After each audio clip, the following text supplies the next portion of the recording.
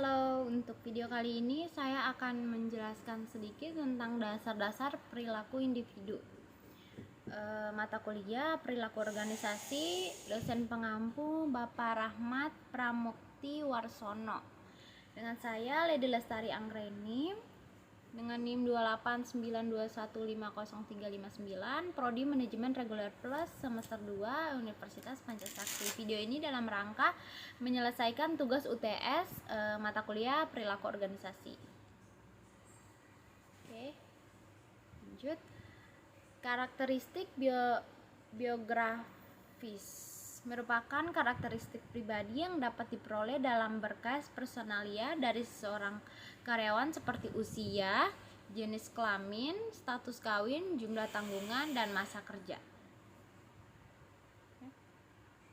Usia, keyakinan bahwa semakin tuanya seseorang, produktivitasnya merosot, tidak selalu terbukti. Karyawan tua mempunyai tingkat kemangkiran yang dapat dihindari yang lebih rendah dari karyawan muda. Semakin tua, semakin kecil kemungkinan berhenti dari pekerjaan karena yang pertama, kemungkinan terbatasnya pekerjaan alternatif. Yang kedua, masa kerja yang lebih panjang berdampak pada tingkat imbalan yang lebih baik.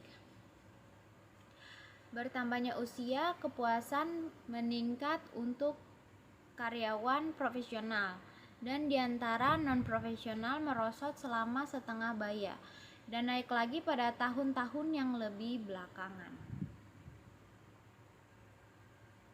Masa kerja, tidak ada alasan untuk meyakini bahwa orang yang lebih lama berada pada suatu pekerjaan lebih produktif daripada mereka yang senioritasnya lebih rendah. Senioritas berkaitan secara negatif terhadap kemangkiran dan penggantian karyawan.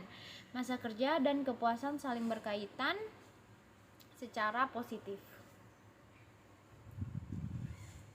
Kemampuan kapasitas seseorang individu untuk mengerjakan berbagai tugas dalam suatu pekerjaan. Yang pertama, kemampuan intelektual merupakan kemampuan yang diperlukan untuk mengerjakan kegiatan mental seperti kemahiran berhitung, pemahaman verbal, kecepatan perspektual, penalaran induktif, penalaran deduktif, visualisasi ruang, dan ingatan. Yang kedua, kemampuan fisik, kemampuan yang diperlukan untuk melakukan tugas yang menuntut stamina, kecekatan, kekuatan, dan keterampilan.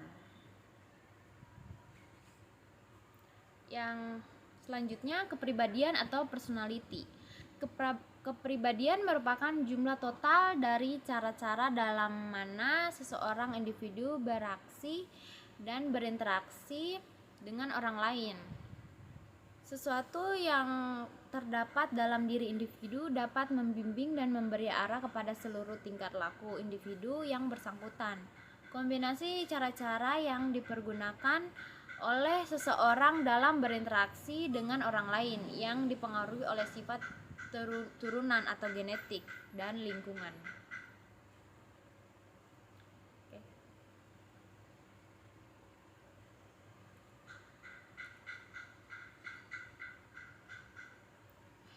Selanjutnya, faktor-faktor pembentuk kepribadian. Yang pertama, faktor keturunan atau genetik ditentukan sejak lahir berupa sifat-sifat bawaan baik fisik maupun mental yang mempengaruhi perbuatan, perasaan, dan pikiran. Lingkungan. Yang kedua, faktor pembentuk kepribadian itu lingkungan. Lingkungan merupakan budaya, norma, nilai di mana seseorang dibesarkan dalam lingkungan keluarga, teman, kelompok sosial, atau masyarakat.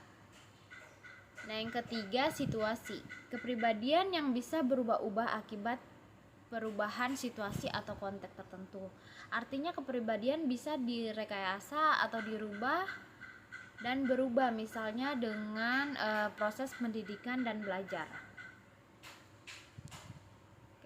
Selanjutnya, perilaku organisasi positif. Di sini ada 6. Yang pertama, optimisme.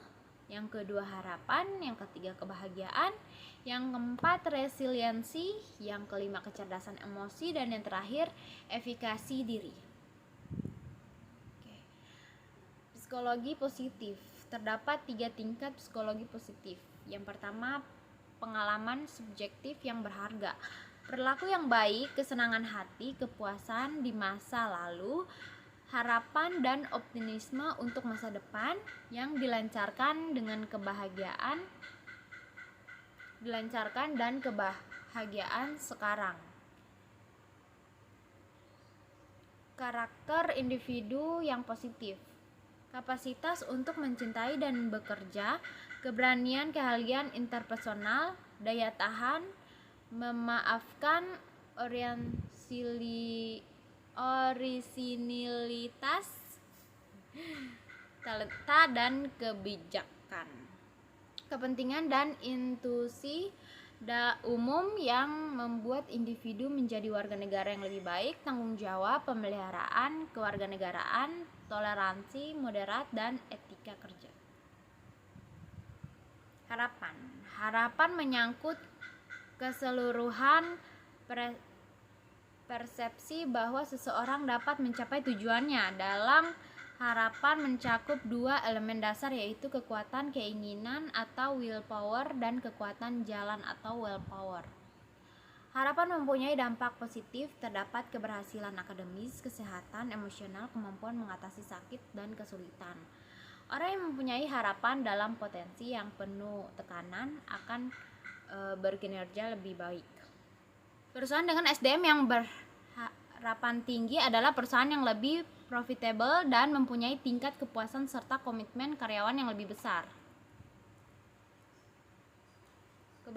Istilah kebahagiaan digunakan secara bergantian dengan SWB, subject well-being, yaitu sisi afektif seseorang atau suasana hati dan emosi, dan evaluasi kognitif kehidupan mereka. Resiliensi adalah sebagai komponen POB. Resiliensi dipandang sebagai kapasitas untuk memikul kesukaran, konflik, kegagalan, atau bahkan kejadian positif, kemajuan, dan tanggung jawab yang meningkat. Kapasitas untuk memikul itu mencakup fleksibilitas, penyesuaian, kemampuan adaptasi, dan responsif secara terus-menerus terhadap perubahan dan ketidakpastian. Kecerdasan emosi. Emosi adalah bagaimana orang merasakan sesuatu. Jadi emosi merupakan reaksi terhadap sebuah objek. Emosi dapat dibedakan menjadi 2, yaitu emosi positif berupa cinta atau afeksi, bahagia atau gembira. Emosi negatif merupakan sedih, marah, muak, malu, dan lain sebagainya. Kecerdasan emosi atau emotional intelligence adalah kapasitas untuk mengenali perasaan diri sendiri atau orang lain, untuk memotivasi diri, dan untuk mengelola emosi diri sendiri dalam hubungan dengan orang lain. Dimensi kecerdasan emosi di tempat kerja meliputi kesadaran diri, mengetahui tentang perasaan sebenarnya pada saat kejadian, manajemen diri, menangani emosi untuk memudahkan bukannya untuk menghalangi tugas, motivasi diri, tetap konsisten pada tujuan yang diinginkan, empati, dapat merasakan apa yang dirasakan orang lain, keterampilan sosial, kemampuan membaca situasi sosial, berinteraksi kepada orang lain, dan membangun jaringan.